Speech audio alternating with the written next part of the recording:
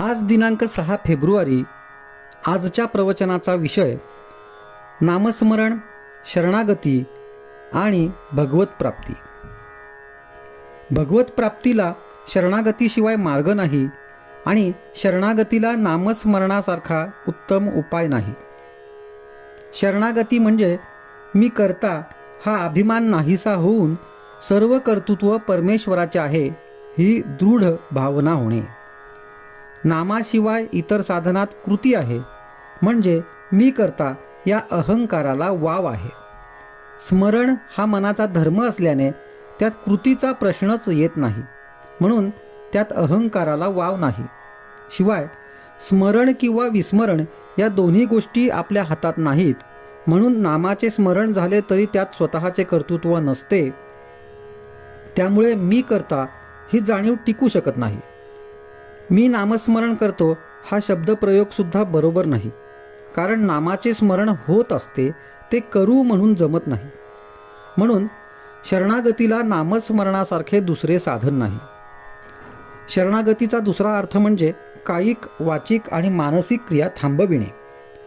क्रिया न करणे हे कृती करण्यापेक्षा केव्हाही जास्त सोपे आहे. म्हणजेच शरणागती ही सहज साध्य वाटली पाहिजे, पण अनुभव तसा येत नाही. जी गोष्ट अत्यंत सोपी वाटते ती करायला पुष्कळदा कठीण जाते असा अनुभव येतो. एखाद्याला मोटार वेगात चालव म्हटले तर तो ते सहज करील, पण अति हळू चालव म्हटले तर ते फार कठीण जाते. म्हणून काहीही कृती न करणे हे कृती करण्यापेक्षा फार कठीण असते. गीतेत भगवंतांनी अर्जुनाला तू नुसता मला शरण ये असे सांगितले आहे. देहबुद्धी गेल्याशिवाय शरणागती येत नाही. देहबुद्धी, वासना, अहंकार ही सर्व एकच आहेत. जगातल्या वैभवाची आसक्ती आणि परमात्म प्राप्ती या दोन्ही गोष्टी एकत्र असूच शकत नाहीत.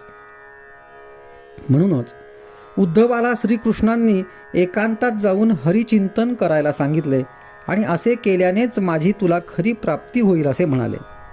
याचा अर्थ हाच की जगाकडे पाठ फिरविल्याशिवाय भगवंत मिळत नाही. भगवंताच्या प्राप्तीचे नियम आणि व्यवहारातल्या वस्तू प्राप्त करून घेण्याचे नियम यांमध्ये फरक आहे. मनामध्ये वासना उत्पन्न झाली असता ती तृप्त करून घेण्यासाठी देहाची आणि वस्तूंची हालचाल करणे हा व्यवहार होय. सूक्ष्म वासना देहाच्या साह्याने जड बनणे हे व्यवहाराचे खरे स्वरूप आहे. परंतु भगवंताचे याच्या उलट आहे.